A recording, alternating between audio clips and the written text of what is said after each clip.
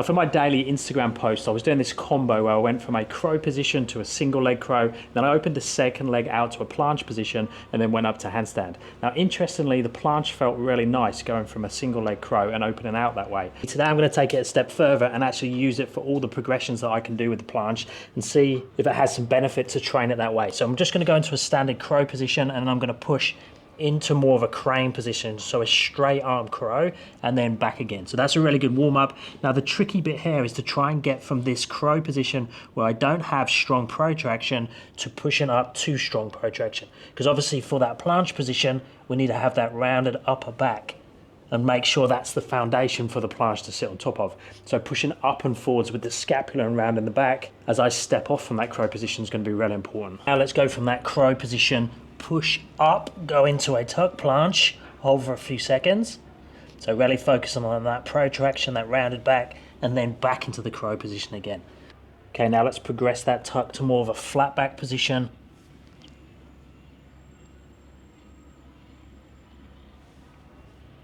Now you'll notice in the video that I opened one leg out and then the other. So let's try that with this one. So I'm going to go more of a froggy position now. So there, one leg, two legs, then really straighten the arms. Try and hold that position and then come back. Okay, the same, but let's try and open out to a straddle position.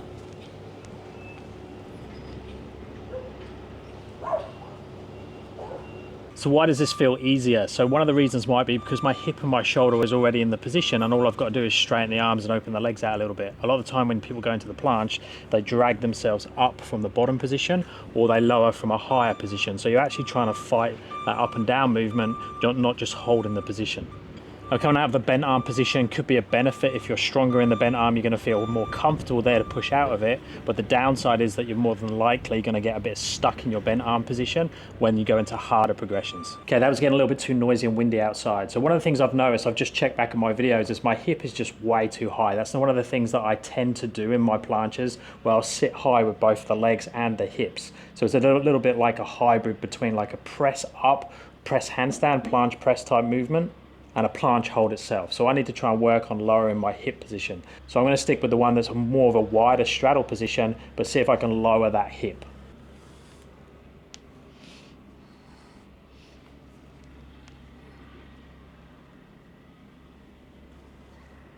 So now I'm going to have to check the video back and see how that was. Okay, so that was a bit better. So now we're pushing the boundaries of my planche. So let's go to the harder planche variations, but let's cheat. It's not really cheating. Used the correct way, the band is actually a really good training tool. It allows us to increase hold times and hang out in positions that we wouldn't normally be able to hold in. But I would make sure that you're doing enough work without the band and using this more like accessory work than your main planche training. But with this band assist now, it should allow me to open up into a flatter straddle position from the crow. So let's start off the same, one leg, two legs, and back.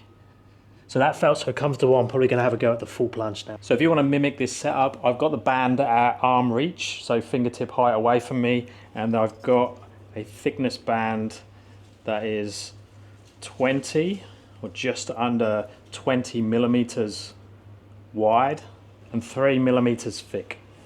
And then I'm setting up with the band directly above my crow position. So there, so roughly where my hands are.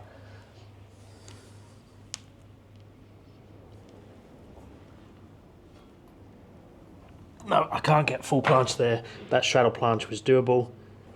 But out of interest, let's do exactly the same thing, but without entering from the crow position. So around the hips, hands directly underneath, and I'll try going into full planche from here.